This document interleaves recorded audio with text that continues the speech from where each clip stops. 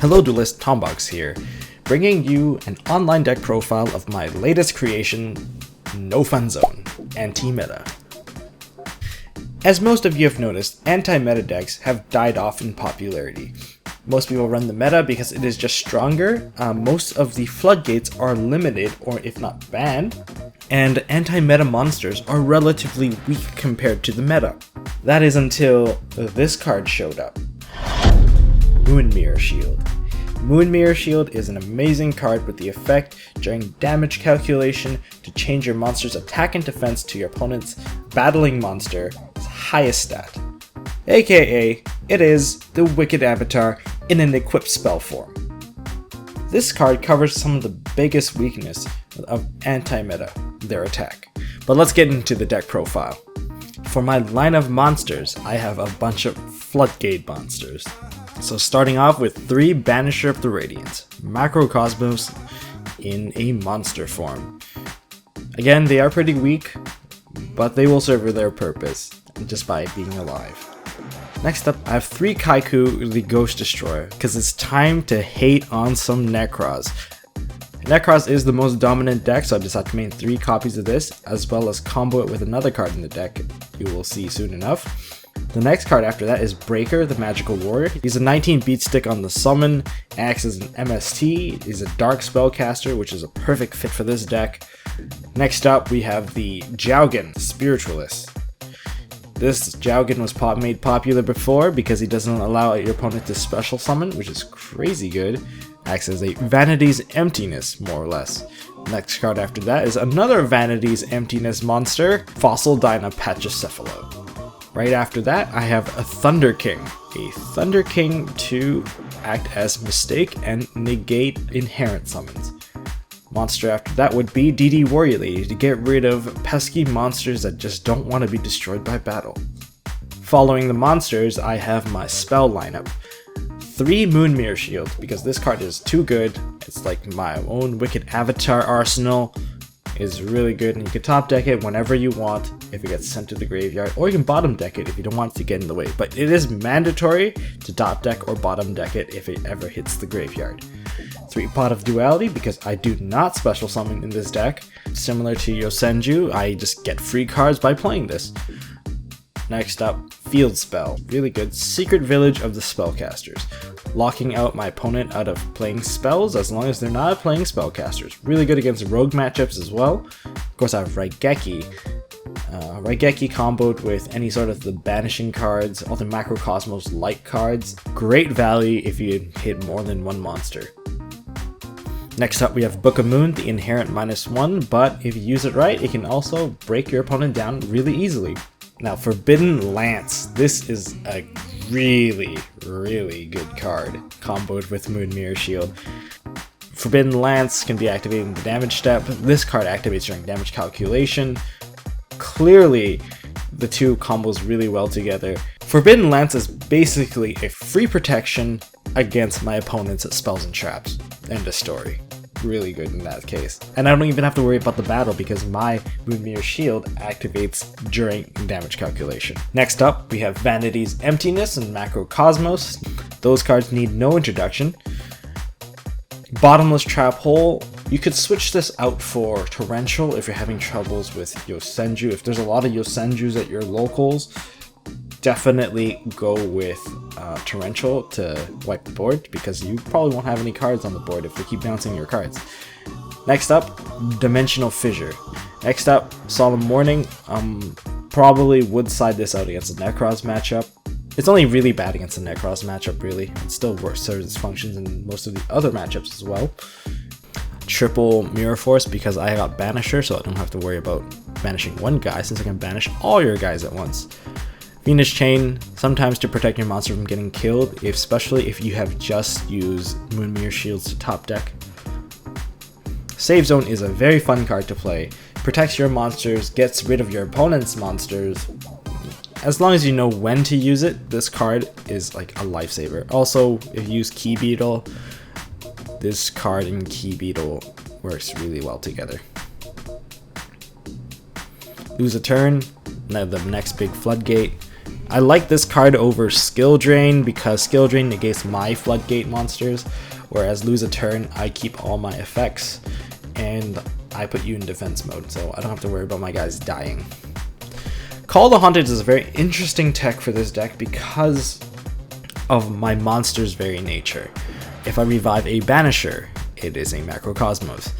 Reviving a Kaiku is almost like a Necro Valley.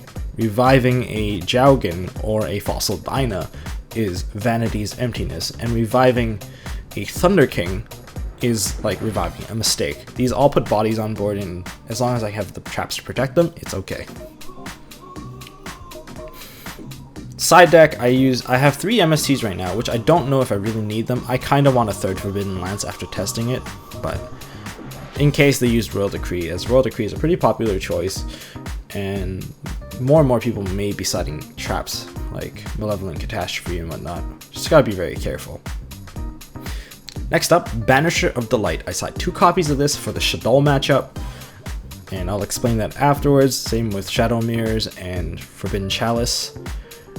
And next up, I got Light Imprisoning Mirrors for Satellar Knights because they actually are quite annoying. They are one of the harder matchups along with Shaddolls.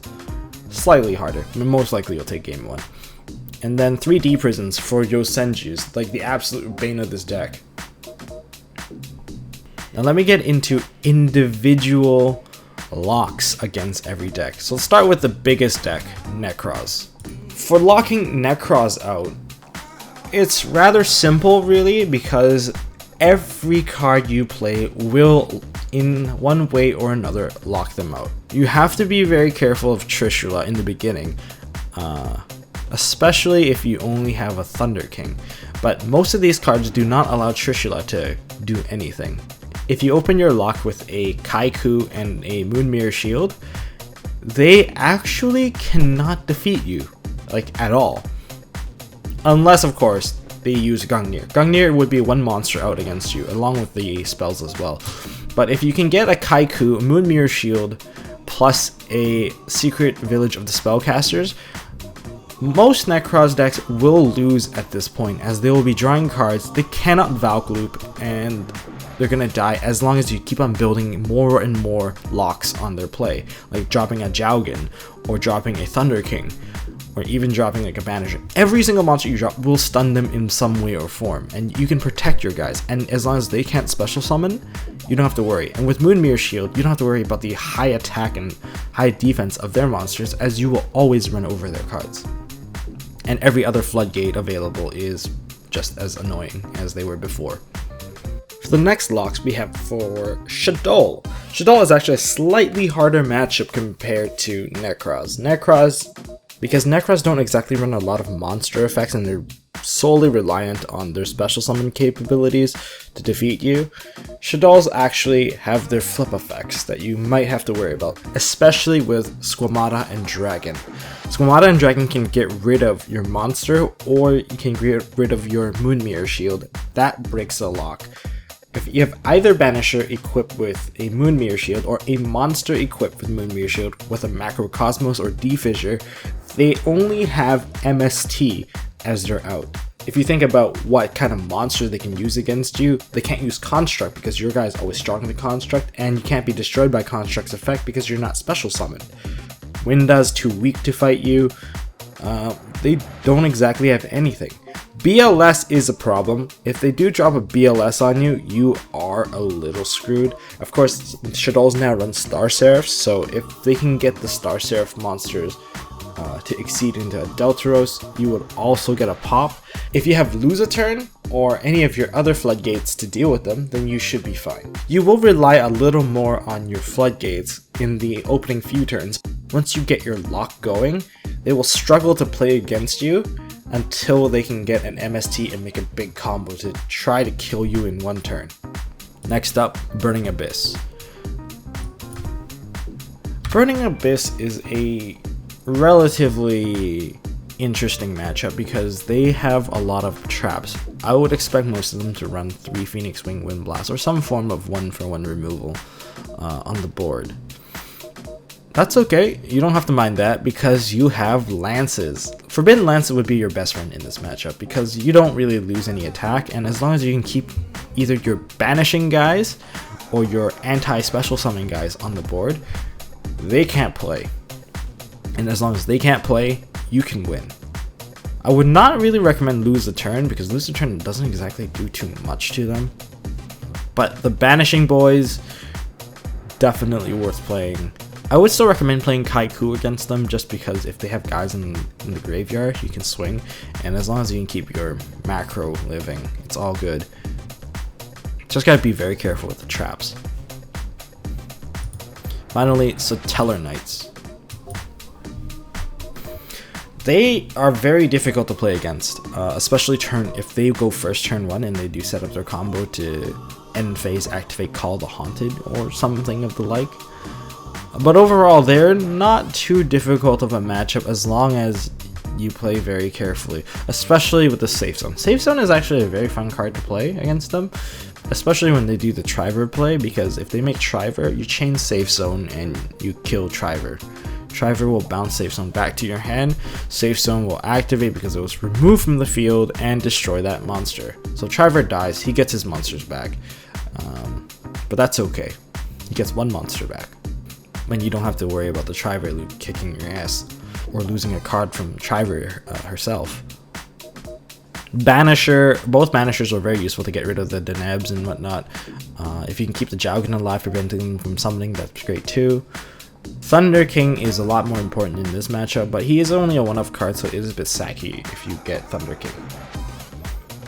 Yeah, and these are the cards I will use against them. Warning's really good. Every card here is relatively really good, and not letting them play with the graveyard is one of the key ways to defeating Satellar Knights. Well, that's it for this video. I hope you enjoyed my no fun zone to give no fun to your opponent and kick their ass because they're playing meta. A lot of the meta decks hate playing against this. If you like this video, please give me a like. If you want to see more, please subscribe, and as always, leave a comment down below if you think there are other cards you could recommend to make this deck even more annoying than it already is. Alright, so until next time, don't forget to hold on to your MST.TV.